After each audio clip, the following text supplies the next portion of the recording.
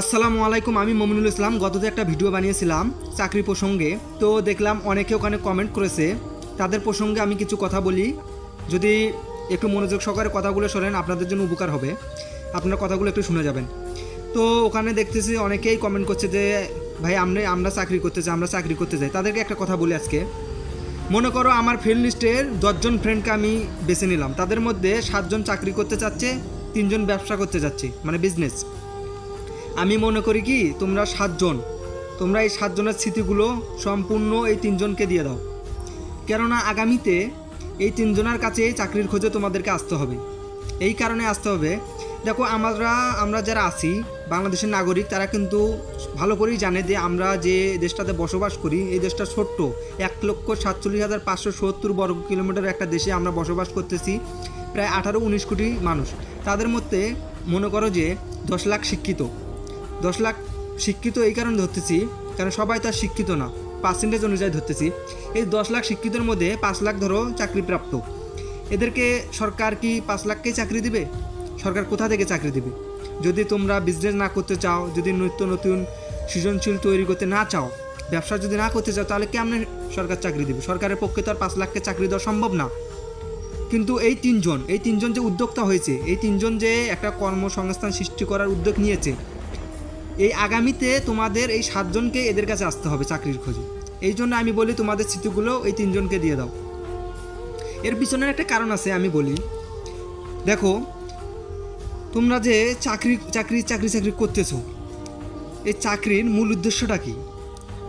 যে আমরা একটা সরকারি চাকরি করব, আমরা আগামীতে ভালোভাবে চলবো। আসলে সত্যি কথা বলতে, চাকরি করে তুমি তোমার জীবন নির্ধারণ করতে পারবে, জীবন বাঁচাতে পারবে, কিন্তু পরিবার পরিজনকে সঠিকভাবে একটা সামনের দিকে যে অগ্রসর করতে নিয়ে যাবে, এটা পারবে না। তুমি তোমার সীমাবদ্ধতার মধ্যে আটকে থাকবে। কিন্তু যখন তুমি উদ্যোক্তা হবে, যখন তুমি নিত্য নতুন কোনো কাজ সৃষ্টি করার উপক্রম করবে, চেষ্টা করবে, তখন দেখবে যে তুমি অনেক দিক থেকেই সফল। তোমার পরিবার থেকে সফল, তোমার নিজ স্বাধীনতার দিক দিয়ে সফল, তুমি যে ব্যবসা শুরু করতেছো ওখান থেকেও সফল। তুমি এটা আমাকে বলতে পারো যে সব ব্যবসায় তো আর কি সফলতা আসে না। হ্যাঁ, আসে না, কিন্তু চেষ্টা তো করতে হবে, চেষ্টা না করলে তো আর আসবে না। আপনারা একটু খেয়াল করে দেখেন, বিশ্বের উন্নতশীল দেশগুলো, আমেরিকা যুক্তরাষ্ট্র, আবার ইউরোপের যে দেশগুলো আছে, এশিয়াতেও তো অনেক দেশ আছে, আপনি একটু খেয়াল করে দেখেন আজকে তারা এই ডেভেলপমেন্টগুলো করতেছে কিসের ভিত্তিতে? ব্যবসার ভিত্তিতে, এই বিজনেসের মাধ্যমে এরা আজকে এগিয়ে যেতেছে শুধু ব্যবসার ক্ষেত্রে। আমরা বাঙালিরা সাধারণত চাকরি করে মাথা পুরো পাগল হয়ে গেছে, হ্যাং করে ফেলছে। এই জন্যই আমি বলি কি, আপনারা উদ্যোক্তা হন, আপনারা চাকরি দিবেন সেই রকম প্রচেষ্টা তৈরি করেন।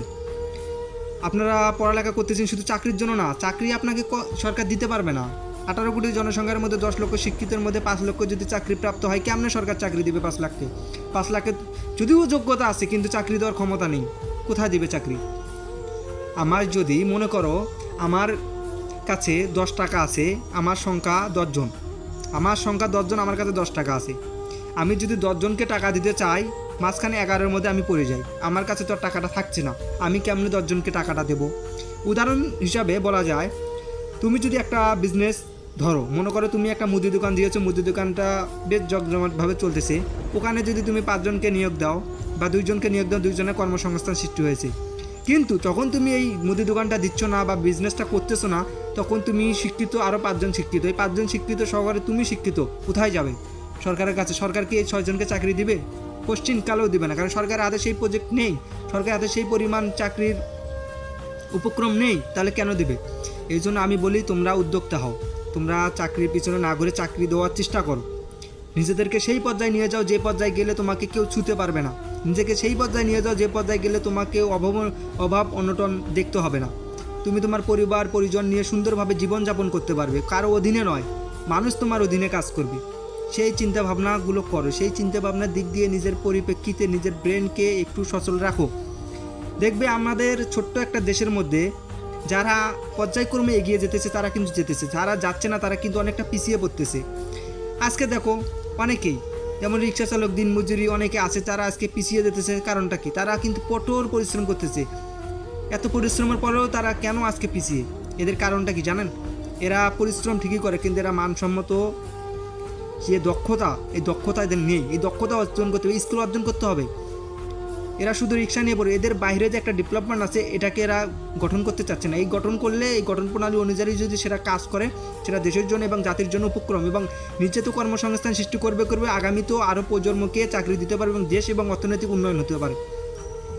এই জন্য আমি বলি আপনারা ডেভেলপমেন্ট করেন এবং নিজের ব্রেনকে সেই পর্যায়ে নিয়ে যান এবং যেই পর্যায়ে চাকরি করবেন না, আপনারা ব্যবসার উদ্যোগ নেন এবং ব্যবসাকে প্রাধান্য দেন এবং নিত্য নতুন কাজের সংশ্লিষ্ট করেন এবং সৃজনশীল তৈরি করেন। আশা করি বুঝবেন এবং বোঝার আপনাদের দক্ষতা আছে। তো নেক্সট ভিডিওতে কথা হবে ইনশাল্লাহ।